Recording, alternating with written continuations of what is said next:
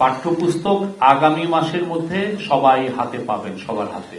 আরেকটা যেটা বাজারে একটা মানে অনেক অপপ্রচার চালাচ্ছে যে আগের যেগুলো গভর্নমেন্টের সময় দেখেছেন যে আগের গভর্নমেন্টে ওনারা পাঠ্যপুস্তক উৎসব করতেন ওই একদিনের জন্য, দেখাতে চেতেন যে না পাঠ্যপুস্তকটা সবাই জানুয়ারির 1 তারিখে পাচ্ছেন।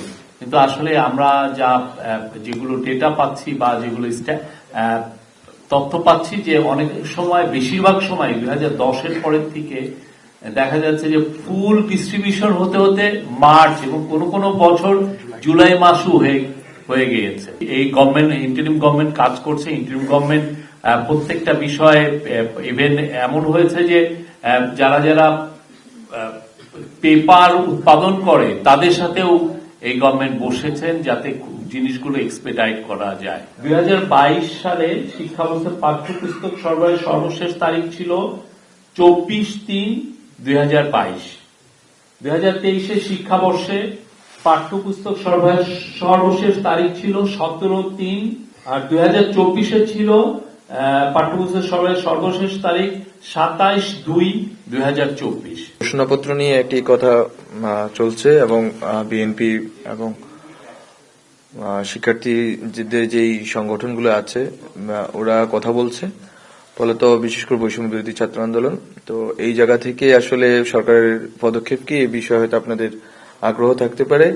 আমাদের দিক থেকে হচ্ছে যে আমরা একটা যেহেতু ছাত্ররা যখন 31শে ডিসেম্বর প্রস্তাব করেছিলেন যে ওনারা একটি ঘোষণাপত্র দিবেন, কিন্তু সরকার যখন বিষয়টা অনুভব করলেন যে এই বিষয়টা যদি শুধুমাত্র ছাত্রদের দিক থেকে যায় ওয়াইডার কনসেনসাসের বাইরে, তাহলে সেটা হয়তো বাংলাদেশে যে ইউনিটি আছে এবং স্টেবিলিটি আছে সেটার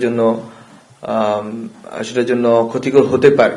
ফলত সরকার একটি দায়িত্ব নিয়েছে যে সবগুলো পক্ষের সাথে মিলে একটি ডকুমেন্ট রেডি করবেন এবং আমরা আশা করছি সরকার সবগুলো রাজনৈতিক পক্ষ এবং শুধুমাত্র রাজনৈতিক নয় বরং গণঅভ্যুত্থানের যতগুলো পক্ষ আছে, যত ধরনের পক্ষ আছে সবার সাথে কথা বলে সরকার আগামী সপ্তাহের মধ্যে এই ডকুমেন্টটির ব্যাপারে এবং কবে এই ঘোষণাপত্র, কিভাবে এই ঘোষণাপত্র প্রকাশিত হবে অথবা ঘোষিত হবে সেই সম্বন্ধে সরকার আগামী সপ্তাহের মধ্যেই সবার সাথে পরামর্শ ভিত্তিতে সর্বসম্মতিক্রমে সিদ্ধান্তটি জানাবে।